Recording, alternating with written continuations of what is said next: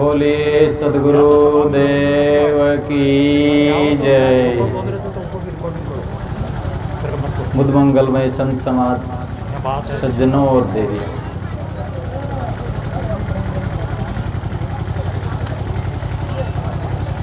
सदगुरु कबीर ने कहा, गुरुमुख शब्द प्रतीत कर हर्ष शोक बिसराए, दया क्षमा सतशील गई अमर लोक को जाए।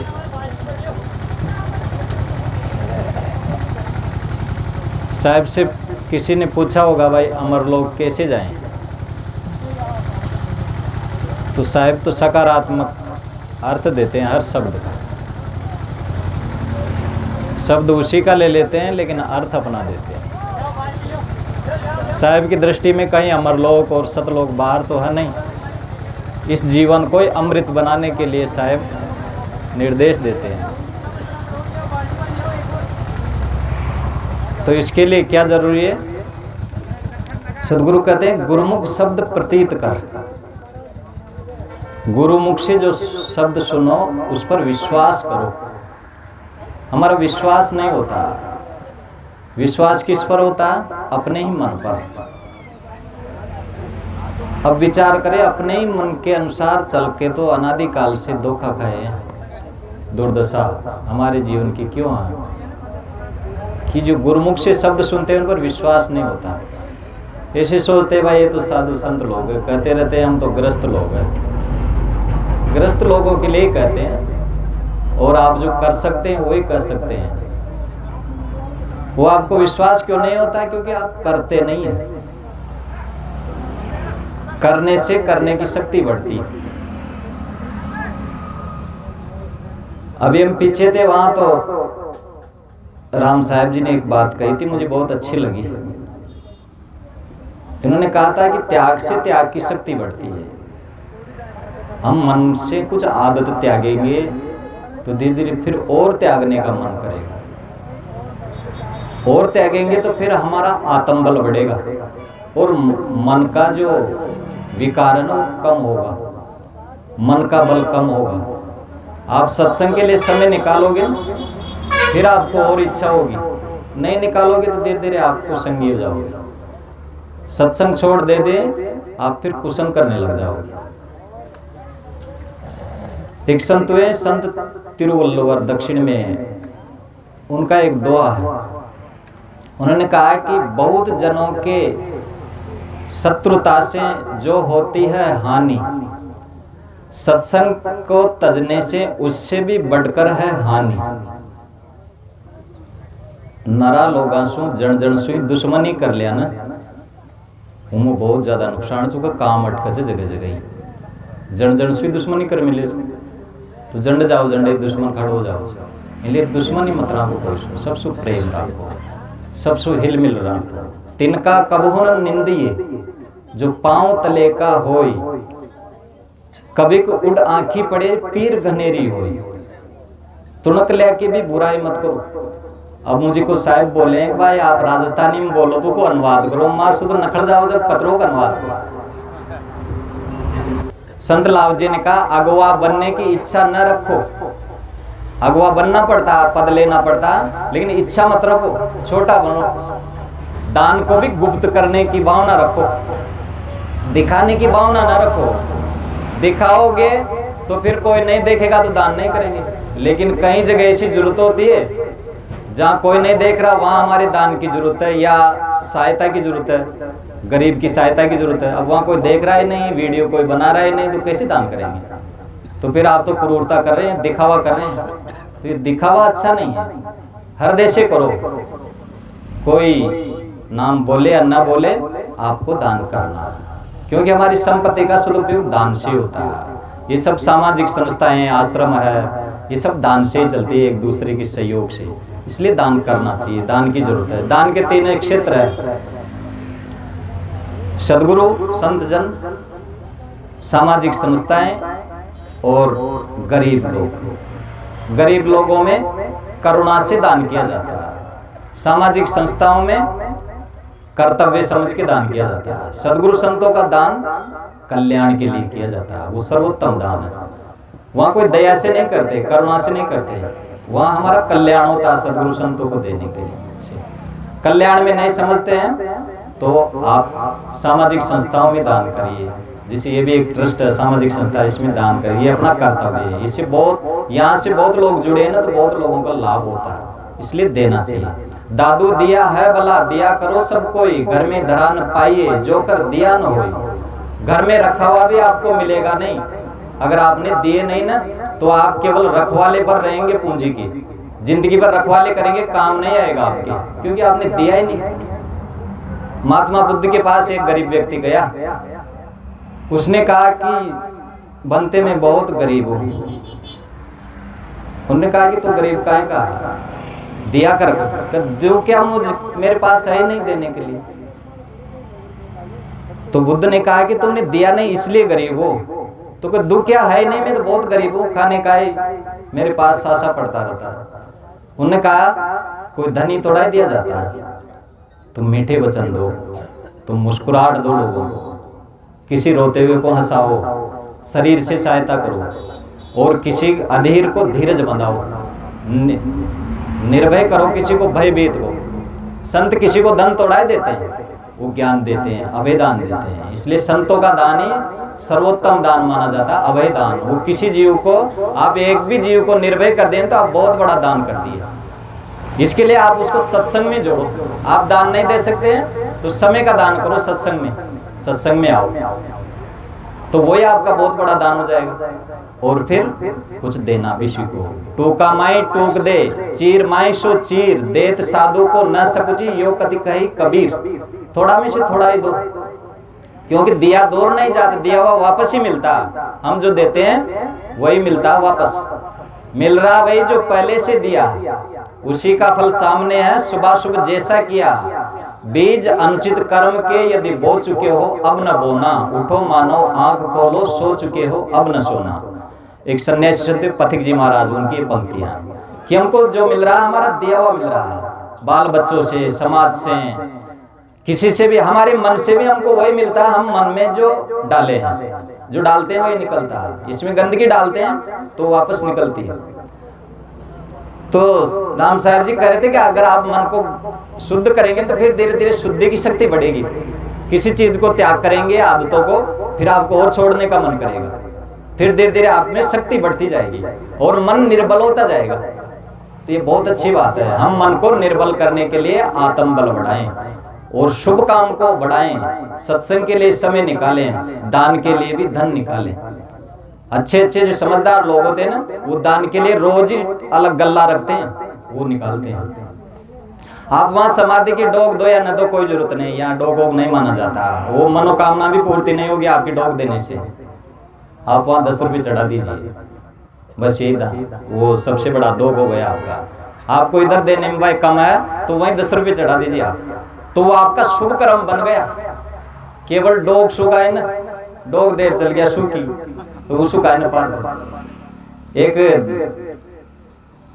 व्यक्ति थे तो क्या वो बहरू जी महाराज को मानते थे, तो उन्होंने नारियल चढ़ा दिया बहरू जी महाराज को। अब चढ़ा तो दिए, वो बोल तो दिए, लेकिन चढ़ाए नहीं उसको। बोले थे भाई नारियल, हे बहरू जी महाराज मेरी ये तकलीफ में जाए, नारियल चढ़ा देंगे। अब वो उनके बच्चे कहे कि दादा आपने नारियल बोला था ना, तो बोल करके मना कर दिया उसको, नहीं मैं तो कोई डोग बोले जो। अब डोग बोल वासु कहाँ से क्यों, डोग देना भी नहीं आता कई लोगों को, वो भी बढ़िया बात है। प्रणाम करना चाहिए, झुकने से अहंकार नष्ट होता है और कुछ देने की भावना रखना चाहिए। तो देने में केवल धन ही नहीं आता, तो बुद्ध ने कहा तुम मुस्कुराहट दिया करो। जब किसी से भी मिलो तो आप मुस्कुरा के मिलो। राम सदैव मुस्कुरा के बात करते थे, यही राम का रामत्व है। उन्होंने दिया है भाई के लिए, त्याग कर दिया राज, इसलिए राम सर्वोपरि है। अब केवल राम राम करने से कुछ नहीं होगा। भाइयों भाइयों में प्रेम नहीं है तो राम राम करना काम नहीं आएगा। इसलिए भाइयों में प्रेम होना चाहिए। सत्संग यही सिखाती है, प्रेम आपस में एक दूसरे से। मजहब नहीं सिखाता आपस में बैर रखना, बैर विरोध करना नहीं सिखाता। इसलिए विरोध की भावना छोड़ दो। नहीं वेरेन वेरानि सम्मंति कुदाचन अवेरेंच सम्मंति ऐसो धम्मो सनातन। ये गाथा कही थी महात्मा बुद्ध ने कि बैर से बैर खत्म नहीं होता, अवैर से यानी प्रेम से बैर खत्म होगा। जिससे भी आप बैर करते हो ना तो ज्यादा बढ़ेगा, उससे प्रेम करो आप, तब घटेगा वो। नतर का अगला जन्म में भी साथ चलो, कोई जन्म से भी बैरी क्यों जाओ वो पहले का जन्म में भी बैरी चाह, इसलिए मिटा दो आज ही। उन तर्कों को भुला दो जो दुश्मनी पैदा करते हैं, फर्क पैदा करते हैं। मिलकर रहेंगे तो सुख से जी सकेंगे, मिलकर रहेंगे तो फटे हुए दिल को भी सी सकेंगे। जहर कितना ही उगला हो हमने या आपने, मिलकर रहेंगे तो उसको भी पी सकेंगे। दिलाना तोड़ो मत कोई ना, जोड़वा की कोशिश करो। कैंची ना बनो, सुई बनो।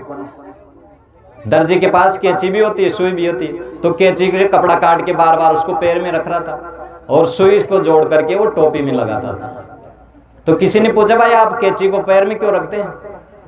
उन्होंने कहा कि ये काटने का काम करती है, जो काटा जाता है वो पैरों में कुचला जाता है, और जो जोड़ने का काम करता है वो सिरोधारी होता है। इसलिए जोड़ो लोगों को। आप यहाँ धन जोड़ो या न जोड़ो, आप लोगों को जोड़ो, सत्संग से जोड़ो।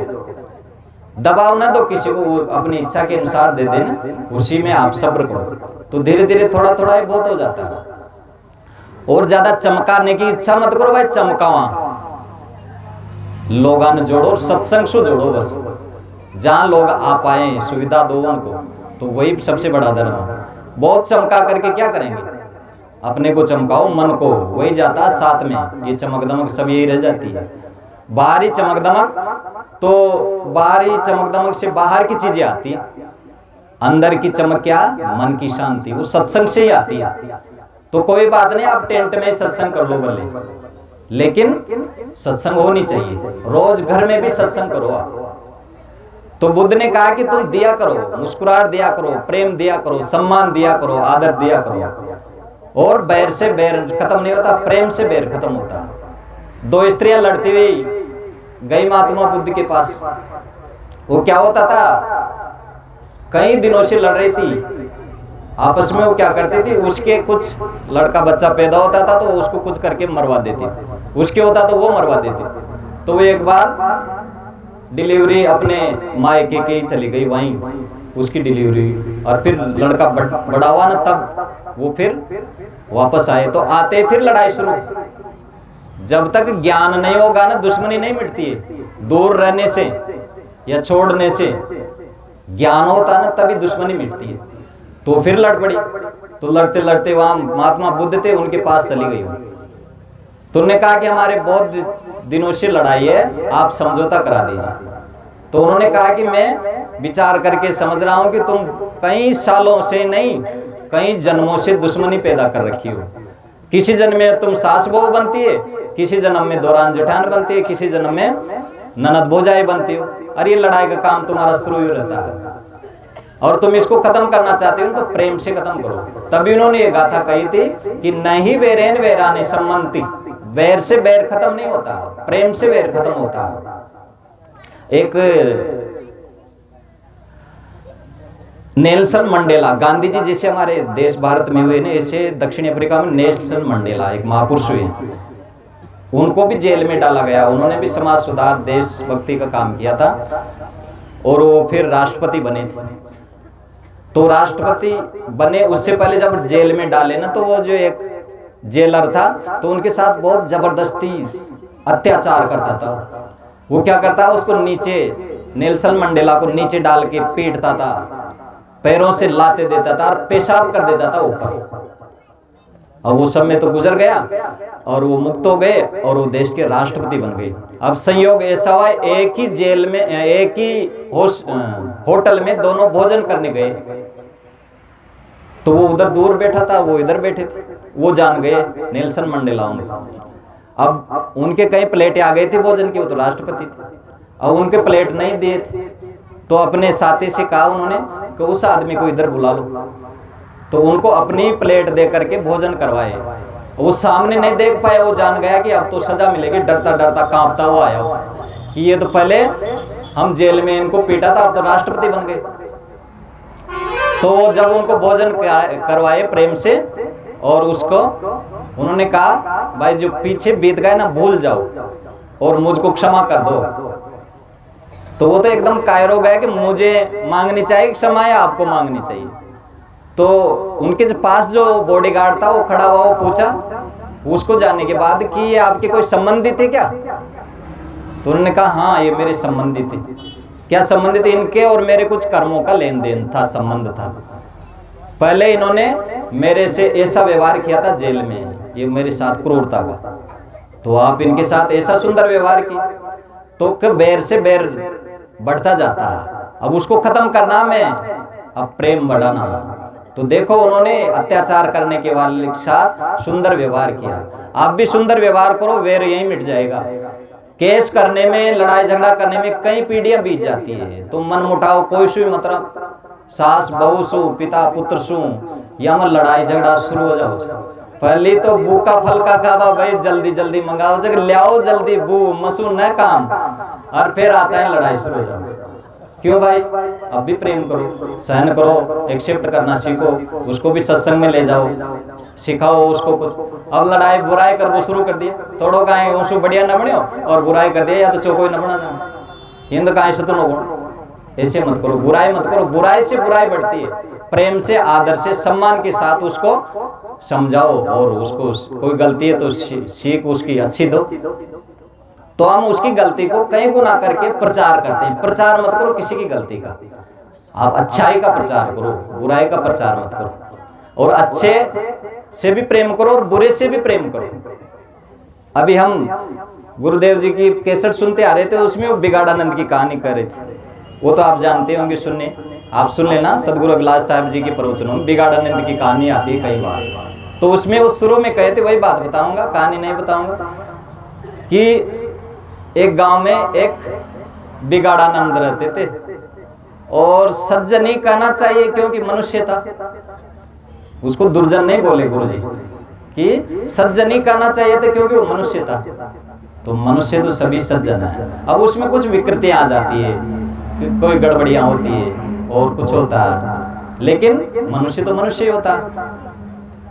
तो किसी में भी कुछ गड़बड़ी हो, कोई बहुत ज्यादा बोलता है तो गुण है उसमें, लेकिन उसमें गुण भी बहुत है, गुणों को लेना चाहिए और गुण छोड़ देना चाहिए। मक्खी का सा स्वभाव नहीं बनना चाहिए कि हम दुर्गुणों को ले।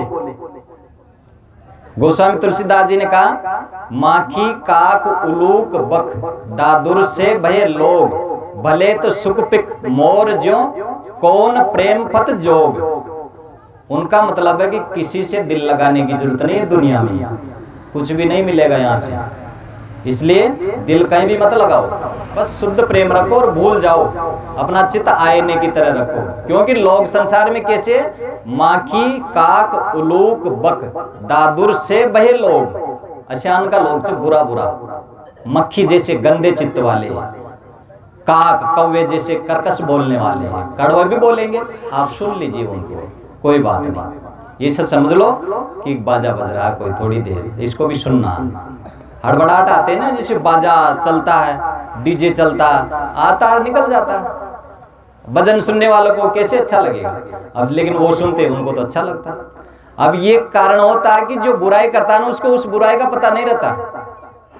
ये ध्यान देने की बात है। मैं क्रोध करता हूं तो केवल मेरे को ही पता नहीं और सबको पता लग जाएगा आपको। और मैं क्रोध करूंगा ना तो मैं नटका, क्रोध कहां कर रहा, मैं तो सही करी, सब न तोल से क्रोध आ रही है चेहरा जिससे तो आवाज बढ़ जाओ ना। क्रोध में दिलों की दूरियां बढ़ जाती, इसलिए आवाज तेज हो जाती है। प्रेम में दिल नजदीक आ जाता है, इसलिए धीरे सीख बोलते, प्रेम की बात ना तो सामने सीख। पति पत्नी में प्रेम गया, ओ जी सुनो जी, धीरे सीख कर यू सुन ले जा। क्रोध आवाज दे झड़लार बोलो चल, तनाव में आ जाओ चल, पास में बैठे लेंगे बढ़ाओ से आस पास को सुन ले चल। तो क्रोध में आ गए ना, बत्ती तेज हो गई, तो उस समय आपको शांत हो जाना चाहिए। तो क्रोध की ये निशानी होती है कि उसमें दूसरे को पता लगता, हमको पता नहीं लगता। इसे हर दुर्गुण का है, हमारे में जो दुर्गुण होता है ना वो दूसरे को पता लगता है, हमारे को नहीं लगता। इसलिए दूसरों से पूछना चाहिए अपनी गलतियां कि मेरे में क्या गलती है, तो उनसे पता लगता है। और गुरु संतों के पास जाना चाहिए, वो एक कुमार है, वो गड़ गड़ के हमारी खोट निकालते हैं। संसार के लोग तो फुलाते हैं, शंकर जी तो कहें फुलाबा मेरे तो नमन हो साहब बयान कर कर फुलाबा दें। संतों के पास जाएंगे तो आप एक एक खोड़ निकालेंगे, वो आपके दोष भी बताएंगे। इसलिए बुद्ध ने कहा दोष बताने वाले को कोष बताने वाले के समान समझो। देखो हमारे साहब बहुत कटु बोलते हैं ना, आपको खराब लगती है, लेकिन कड़वी दवाएं काम कर, इसलिए इनका बुरा नहीं मानना। इनका तो स्वभाव आप मिलेंगे बहुत विनम्रता से मिल जाएंगे। ये तो हम कोई लड़ लेते हैं, पहले तो लड़च और फिर चावल बना रखो, पहले लड़ लेला और फिर चावल बना हलवा बना रखो। तो जो बाहर से तेज स्वभाव तो उसे कभी नहीं डरना चाहिए।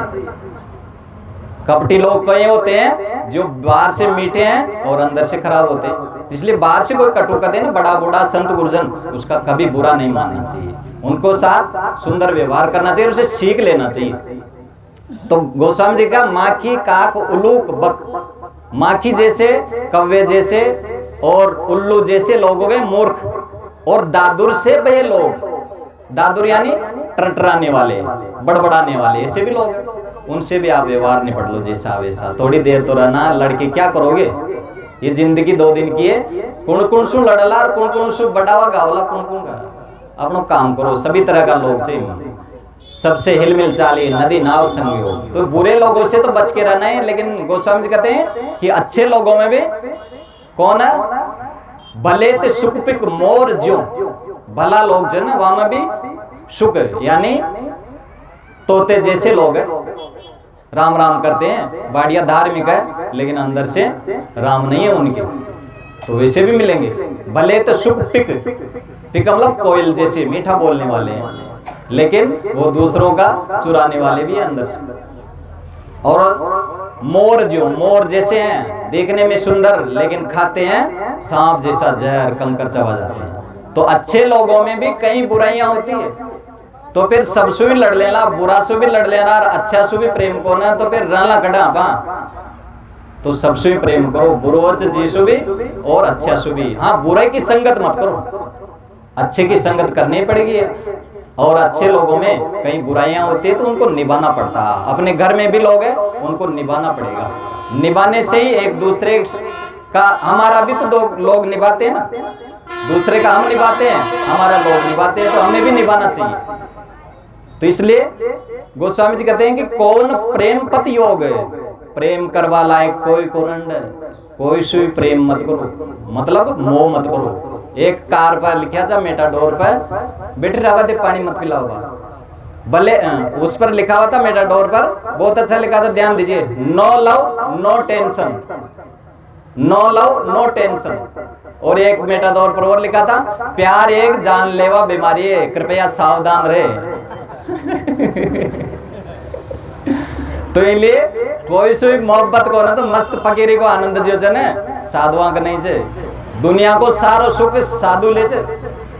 कहाँ मंदिर संपत्ति, कहाँ त्रियन के भोग, ये सभी चिन्ह भंग है अचल समाधि योग। ये वैराग्य मूर्ति सदगुरु पूर्ण साहब ने कहा। वैराग्य सत भी पढ़ा करो आप, पुराना पार की बन रही मत बैठे, वैराग्य सत पढ़ो, जो मोह को चीजड़ो बनो छूट, और कुछ सत्संग में लगो, ज्ञान बनार बस यानी आप कीचड़ में पड़े रहना, आगे बढ़ना चाहिए, त्याग संयम में रहना चाहिए, ब्रह्मचर्य का पालन करना चाहिए।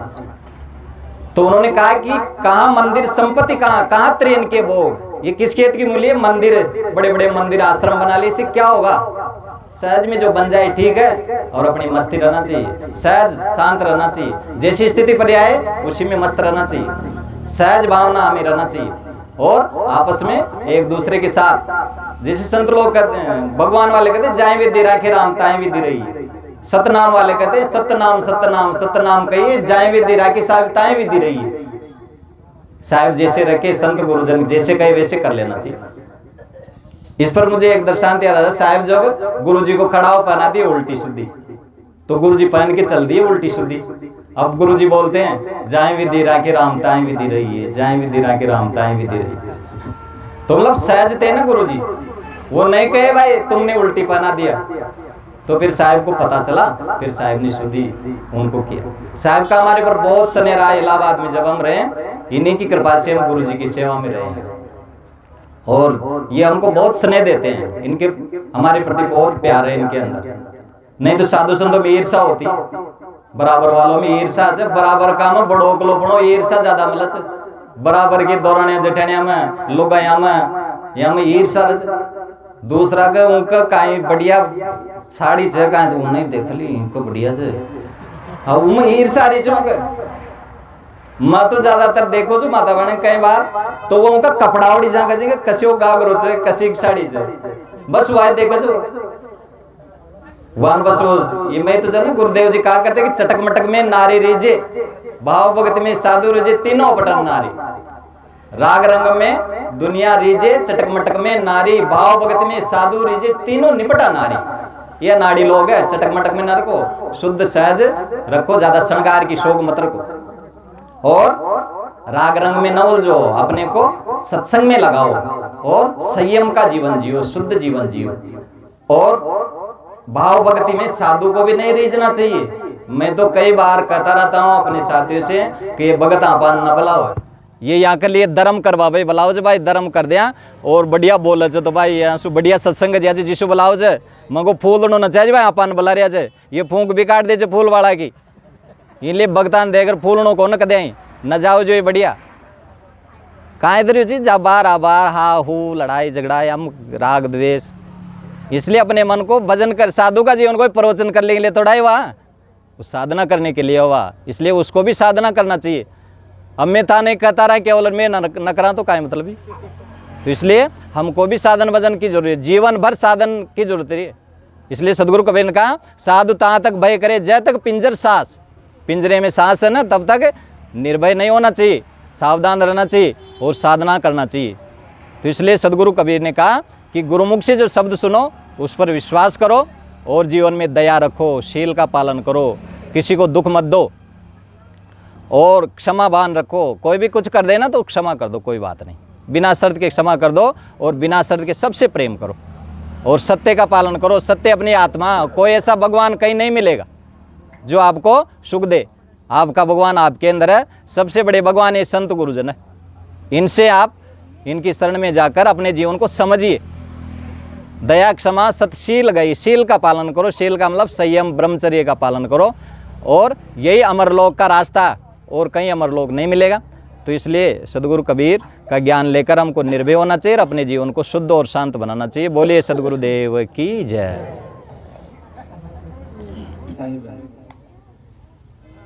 प्रेम से बोलिए विश्व वंदनीय संत सम्राट सदगुरु कबीर साहेब की।